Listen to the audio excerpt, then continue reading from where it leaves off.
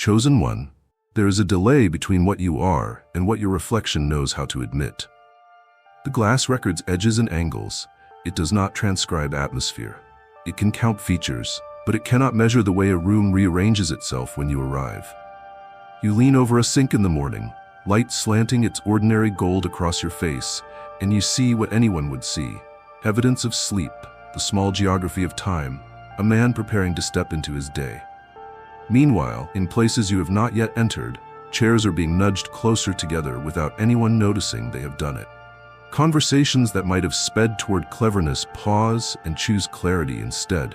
The air becomes more honest by a few degrees. Your beauty is happening where mirrors have no jurisdiction. You mistake the quiet of your life for anonymity, when it is, in fact, reverence. Strangers handle your presence the way librarians handle first editions. Unconsciously softer, careful, without being severe. Your cashier, who has been trained by 1,000 hurried faces to expect impatience, meets your eyes and forgets the script.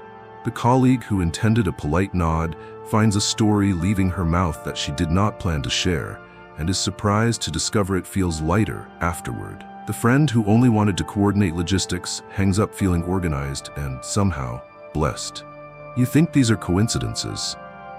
But coincidences do not repeat with such musical precision.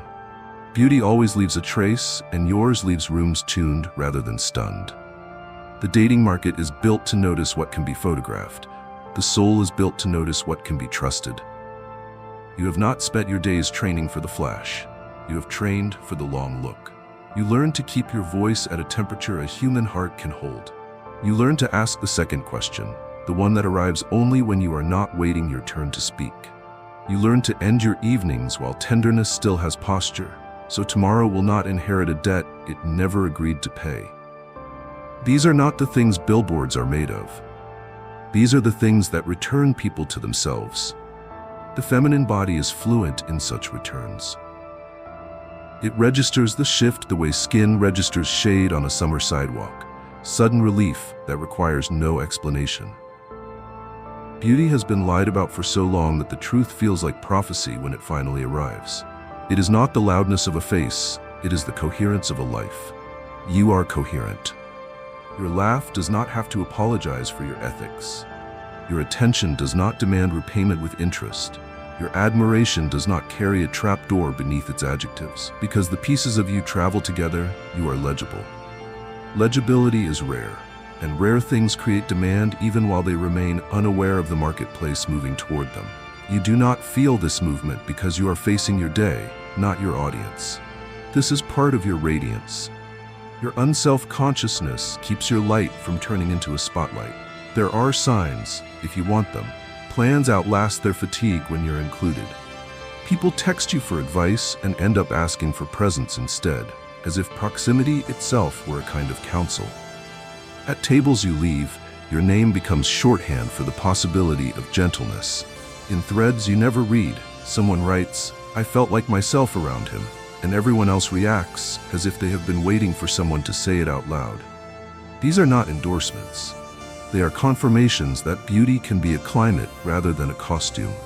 The chosen ones have always altered weather first and fashion last. You think you have been looked past because nobody points and stares. But the gaze you draw is older than spectacle and less thirsty. It is that steady attention a traveler gives a landmark the second time through town, after learning the first time how much it helps to orient by. Women who have spent years navigating nights that ask them to be mirrors rather than people discover they do not have to reflect you to be seen by you. They realize your focus is not a net. Nets capture.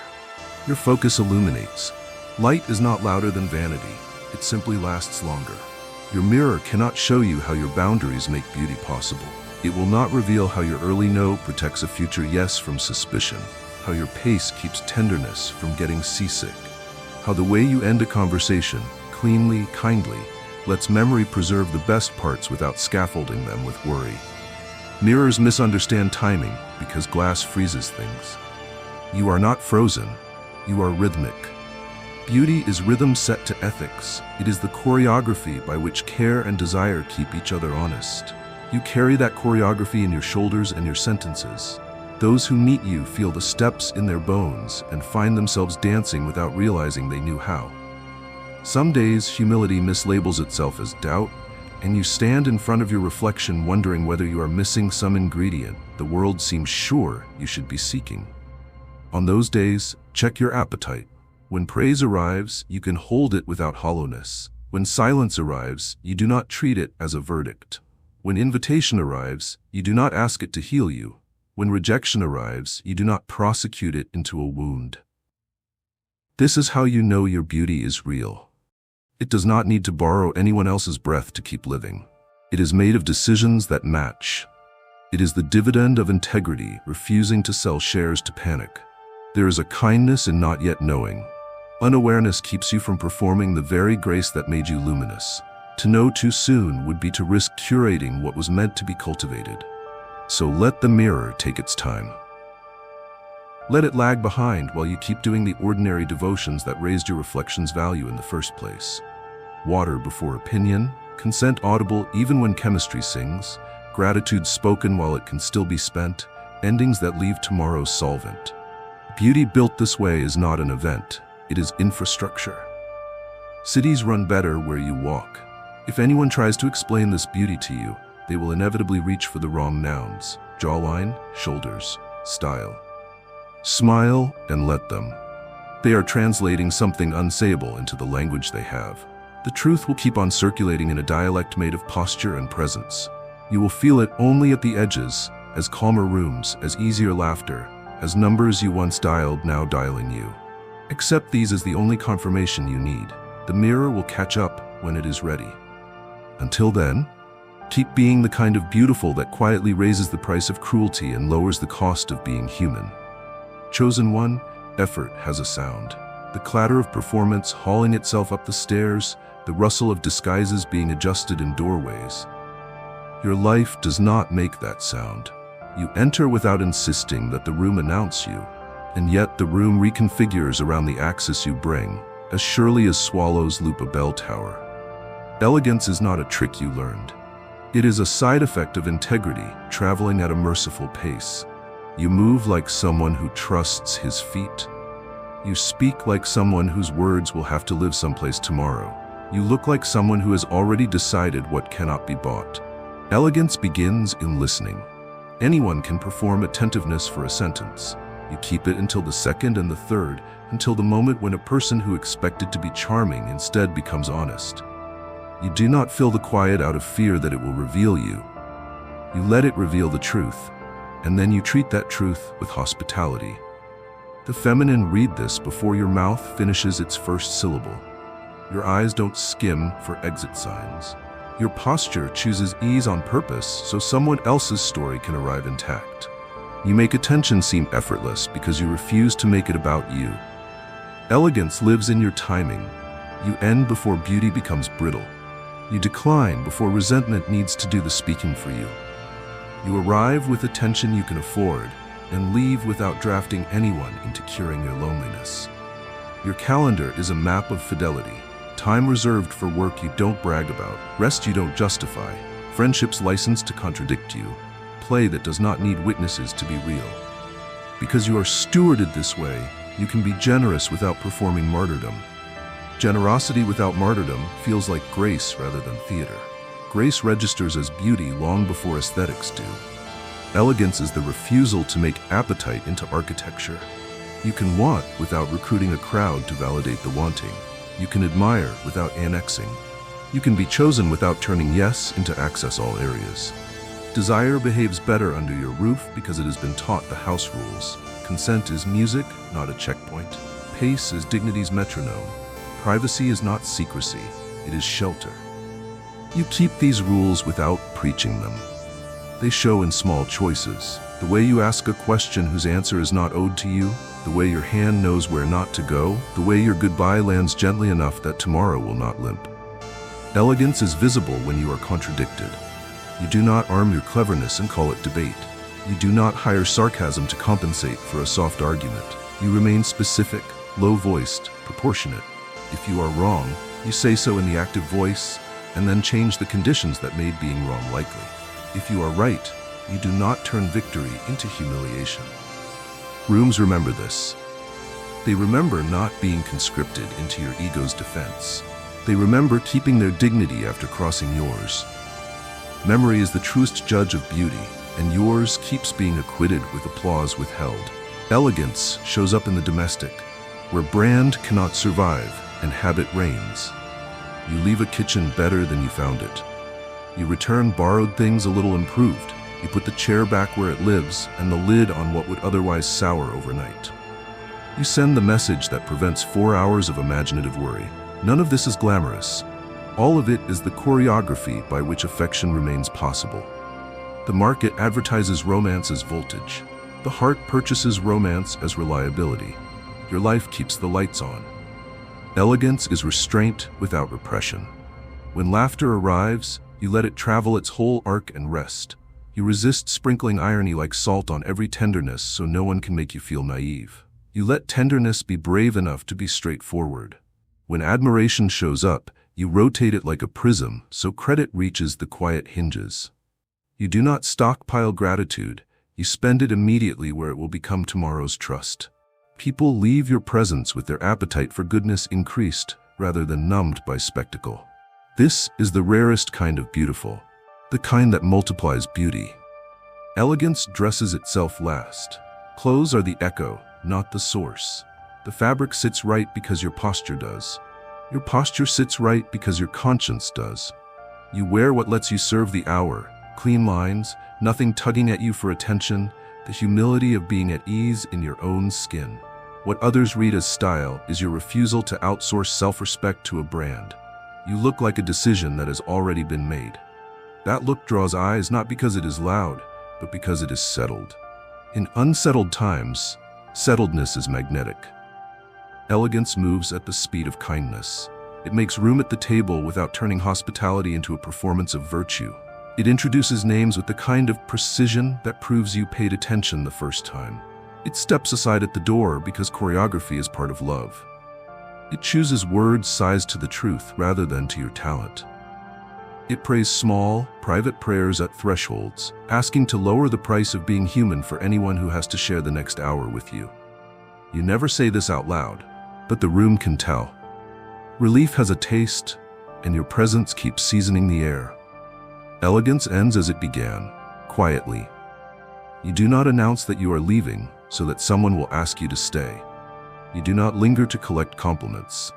You make sure the right people have been thanked, the right tools returned, the right loose ends tied so rumor has nothing to feed on. You step into the night and become one more citizen of the same sky as everyone else. What remains inside is the afterimage of a human scale. Pleasure without penalties, heat without harm, strength without spectacle. The chosen ones are recognizable by such afterimages. They do not try to be unforgettable. They try to be usable. And that is why, without knowing it, you have become the most beautiful man in a marketplace that keeps forgetting what beauty is for. Chosen one, there is a quiet test every heart runs when it meets a new face.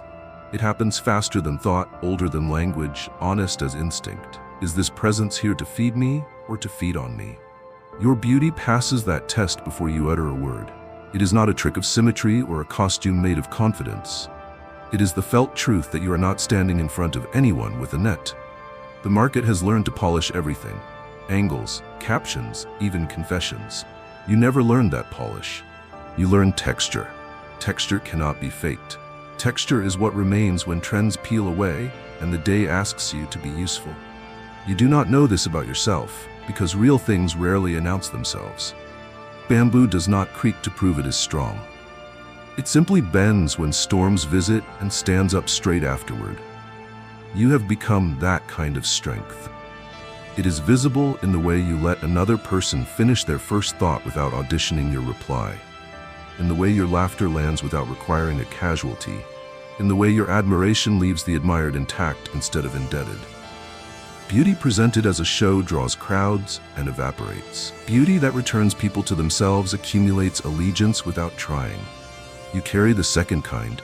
There is a difference between charm and blessing. Charm asks to be noticed.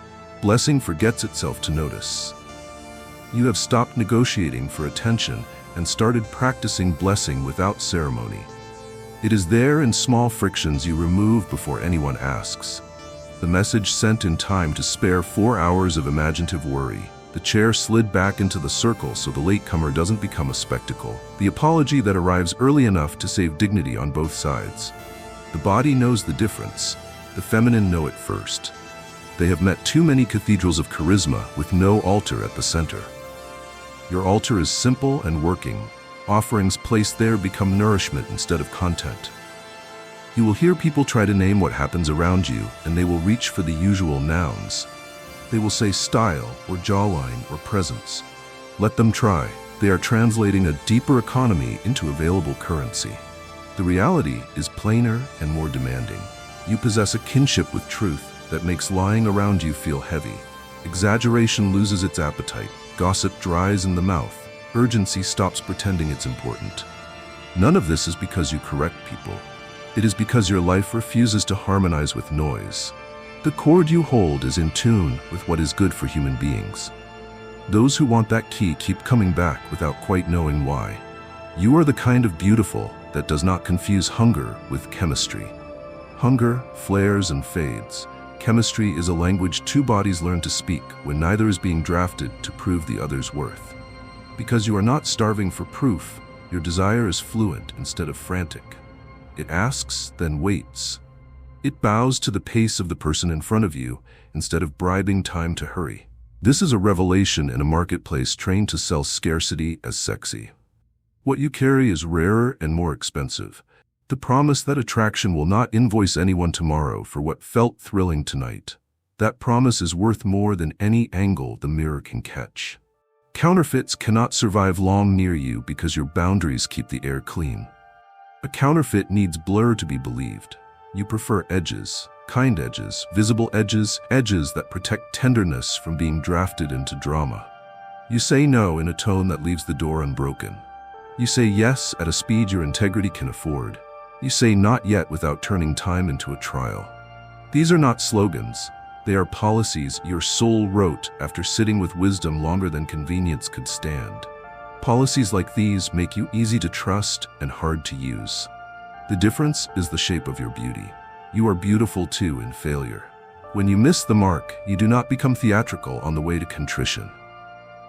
You reduce the volume, name the harm in the active voice, and then change the architecture that made the harm likely. The feminine who watch you do this do not file you under perfect, they file you under safe. Perfection is brittle and cannot be approached. Safety can be approached, can be leaned on, can be invited to dinner when life is frayed and grace must be cooked from simple ingredients. That is when your beauty proves itself capable of heat, when the kitchen is messy and nothing is performing. There is a hospitality in your attention that teaches the room what it is for. You make space without spectacle. You introduce names with the dignity of someone who intends for those names to be remembered. You bless the absent when malice would be easy. You decline to monetize intimacy. You refuse to use privacy as a lure. These practices do not trend, they repair. In repaired spaces, people notice different things. They stop cataloging defects and start recognizing designs. They stop competing for oxygen and start sharing it. They become, in your company, more able to be beautiful themselves. A man who multiplies beauty instead of hoarding it is the rarest kind the heart recognizes. The reason you cannot see this beauty clearly is not that it is small. It is that it lives at human scale. It shares the pace of breath and the temperature of skin. It writes its proof into the posture people carry home after they leave you, into the way sleep comes easier, into the tone of a message they send to someone you will never meet. The chosen ones have always made their case in this register. They do not force belief. They make belief reasonable, and the soul loves what it does not have to wrestle into plausibility. So continue as you have been, chosen one. Keep letting your sentences be sized to truth instead of talent.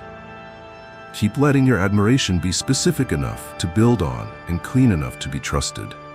Keep ending while tenderness still has energy. Keep refusing to spend other people to buy a moment.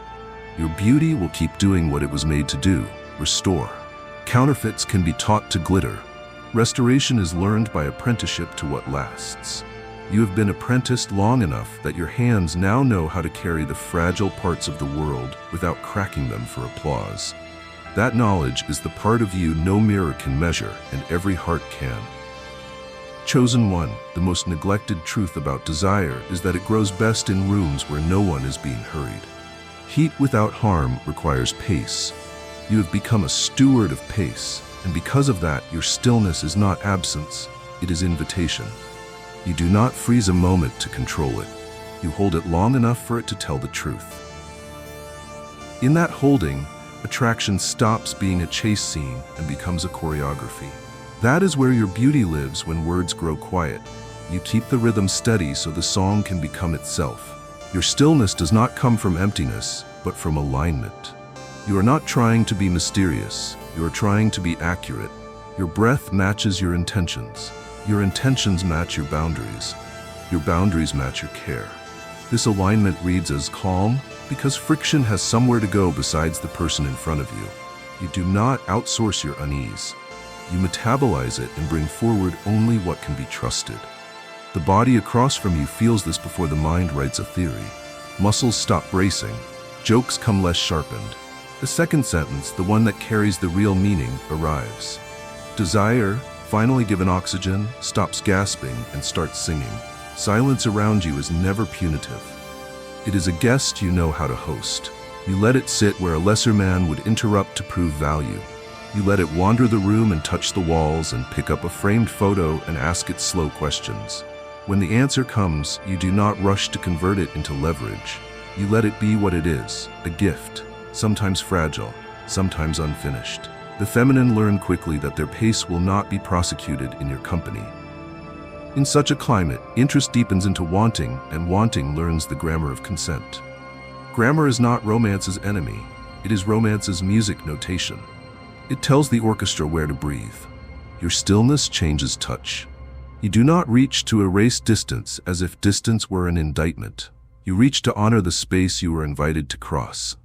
Hands that have learned patience become readable by the person they meet. They are not coded with appetite alone. They carry recognition.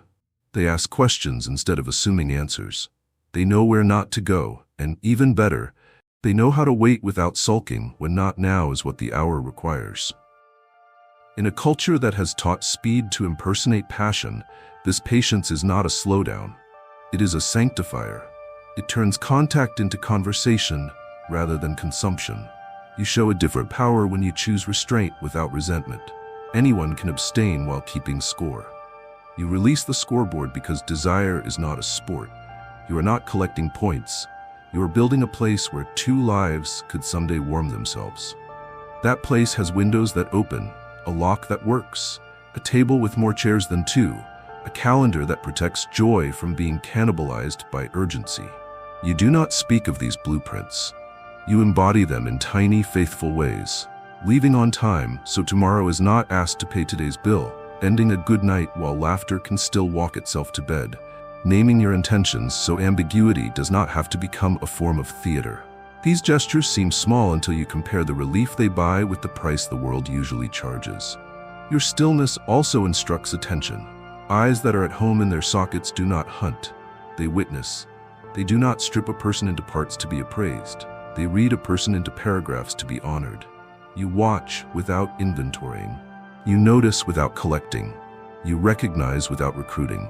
The gaze you carry is shelter. Under shelter, self-consciousness puts down its mirror and returns to living. Confidence feels less like a costume and more like a sunrise. Desire born in shelter does not immediately look for exits. It looks for names, for stories, for the laugh that does not require apology later. It looks for continuity. It looks for ways to bless. Stillness is where your courage grows a different spine. You are not fearless, you are reverent. Fearlessness barges, reverence knocks. Fearlessness turns confession into content. Reverence turns confession into covenant. You choose the latter. You ask before you advise. You offer before you analyze. You step toward discomfort not to be congratulated for bravery, but to keep love honest.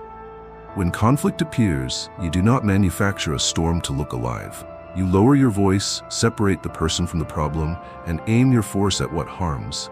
When joy appears, You do not stage manage it to garner credit. You make room for it to expand without turning into spectacle.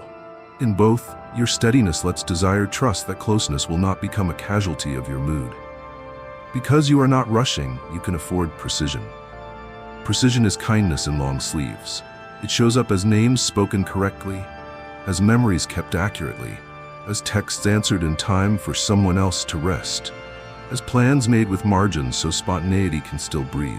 Precision makes the ordinary day safe for extraordinary tenderness. You will not be applauded for this in the loud places. You will be asked to dinner again. You will be thought of first when good news needs a witness who won't make it about himself. You will be recommended quietly by gatekeepers whose job is not to promote men but to protect women from exhaustion.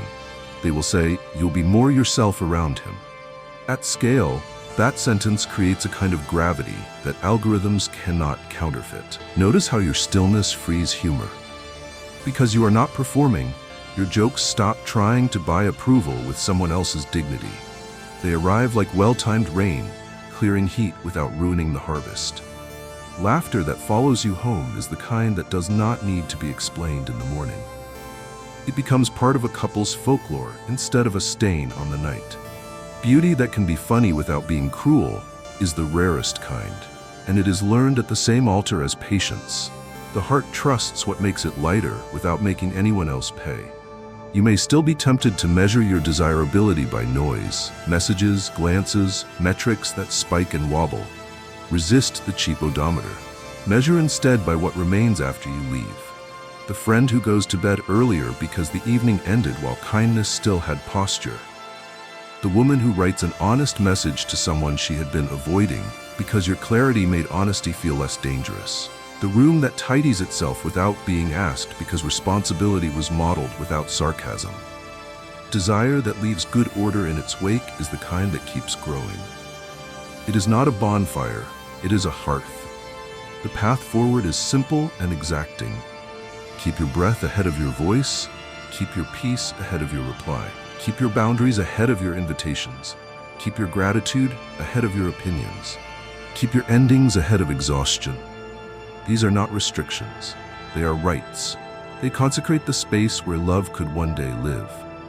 The chosen ones have always tended such spaces without applause, trusting that real beauty finds its own rotes, prefers quiet introductions, and travels by word of mouth carried in the nervous systems of those who felt safe. If you doubt any of this, watch what happens to time in your presence. Minutes stop sprinting. They begin to walk at a human gait, and because they walk, they can notice things sprints always miss. The exact color of evening on brick, the shorthand between old friends, the way her story changes tempo when she reaches a hill she did not think she could climb. Attention that sees these things is beautiful because it loves the world as it is, while making it more possible to be good. That is what your stillness is doing. That is why desire keeps forming around you without a campaign. It recognizes a place where it will not be spent to stay warm. Walk on, chosen one, without forcing the music louder than the room can bear. Your stillness is not a pause between impressive acts. It is the act. It is the quiet architecture that lets tenderness, truth, and joy occupy the same address.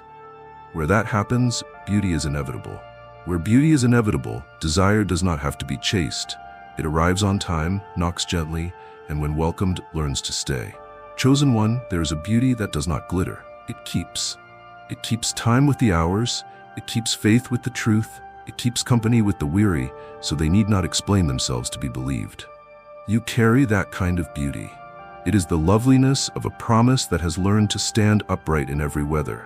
Before words, before mirrors, before anybody names what you are, loyalty is already walking beside you like a steady shadow at noon.